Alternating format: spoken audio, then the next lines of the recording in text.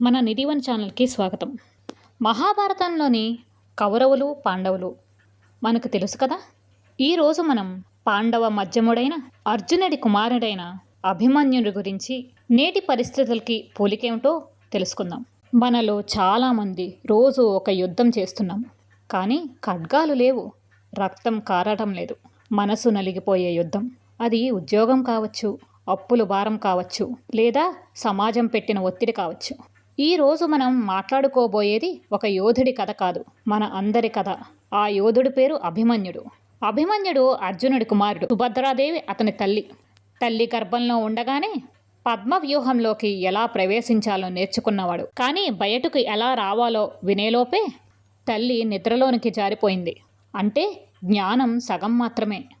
అయినా ధైర్యంతో యుద్ధంలోకి అడుగుపెట్టాడు. పద్మవ్యూహం అంటే లోపలికి వెళ్ళడం సులువు, బయటకు రావడం అసాధ్యం.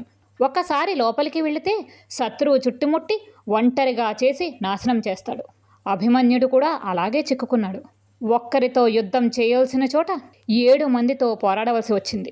అది యుద్ధం కాదు, అది అన్యాయం. అస్త్రాలు విరిగిపోయాయి, రథం పడిపోయింది, కానీ ధైర్యం మాత్రం పడిపోలేదు. చివరికి ఆయుధం లేకుండా ఉన్న అభిమన్యుడిపై అందరూ కలిసి దాడి చేశారు. ధర్మం అక్కడ ఓడింది, కానీ చరిత్రలో అభిమన్యుడు అమరుడయ్యాడు. ఇప్పుడు మీ అందరికీ ఒక ప్రశ్న ఉండవచ్చు, అసలు దీనికి నేటి సమాజానికి సంబంధం ఏంటి? ఆ పద్మవ్యూహం ఎక్కడ ఉంది? అది ఒకటిగా తెలుసుకుందామా? మన పద్మవ్యూహం క్రెడిట్ కార్డ్స్, లోన్లు, ఈఎంఐలలో, సోషల్ మీడియా లైక్స్లోను, కార్పొరేట్ రేస్లోను. ఇప్పుడే తీసుకోండి, తర్వాత చెల్లించండి అనే మాటే నేటి పద్మవ్యూహం. లోపలికి వెళ్ళడం సులువే, బయటికి రావడం కష్టం. మానసిక ఒత్తిడి, నిద్రలేమి, ఆత్మవిశ్వాసం కోల్పోవడం, ఇవి నేటి యుద్ధ గాయాలు. మనము చాలాసార్లు తెలిసి తెలియక పద్మవ్యూహంలోకి అడుగు పెడతాం. సమాజం చెప్తుంది ఇలా ఉండాలి, అలా ఉండాలి అని, కానీ మన హృదయం మాత్రం అడుగుతుంది, నేడు సంతోషంగా ఉన్నామా? అభిమన్యుడిది తప్పు ధైర్యం కాదు, పూర్తి జ్ఞానం లేకుండా ముందుకు వెళ్ళడమే. ఇప్పుడు మనం తెలుసుకోవాల్సింది ఏంటంటే, లోపలికి వెళ్లే ముందే బయటకు వచ్చే మార్గం తెలుసుకో. ధైర్యంతో పాటు వివేకం కూడా ఉండాలి. ప్రతి అవకాశము వరం కాదు, ప్రతి యుద్ధము మనదే కావాల్సిన అవసరం లేదు.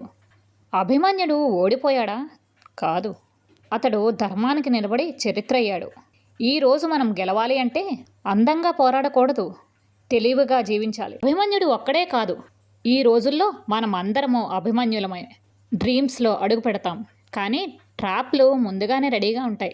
లైక్స్, ఫాలోవర్స్, ఫేము, డబ్బు, ఇవన్నీ నేటి పద్మవ్యూహం. ఒక్క తప్పుడు నిర్ణయం లైఫ్ మొత్తం తల్లకిందలు చేస్తుంది. కానీ ఒకటి గుర్తుంచుకోండి, స్మార్ట్గా ఆలోచించడం బలహీనత కాదు, అవసరమైతే నో చెప్పడం కూడా ధైర్యమే. అందరూ వెళ్తున్నారు కదా అని మనము వెళ్లాల్సిన అవసరం లేదు. నీ జీవితం ఒక ట్రెండ్ కాదు, నీ నిర్ణయం ఒక భవిష్యత్తు. అభిమన్యుడు చరిత్ర అయ్యాడు, నువ్వు మార్పు అవ్వాలి.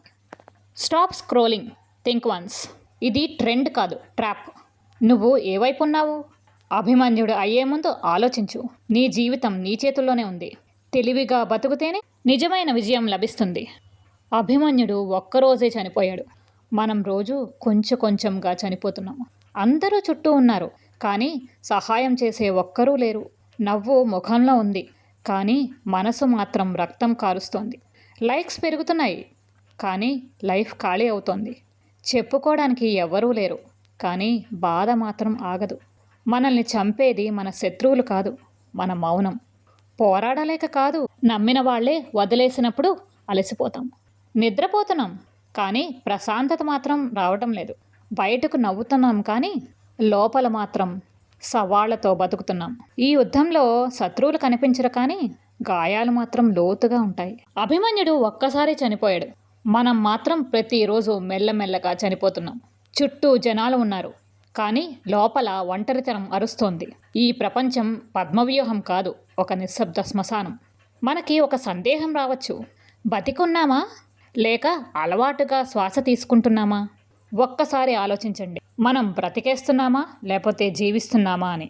బ్రతకడం గొప్ప విషయం కాదు, జీవించడం గొప్ప విషయం. అభిమన్యుడు శత్రువులతో పోరాడాడు, మనం మాత్రం మనకి మనమే శత్రువు అయ్యాము.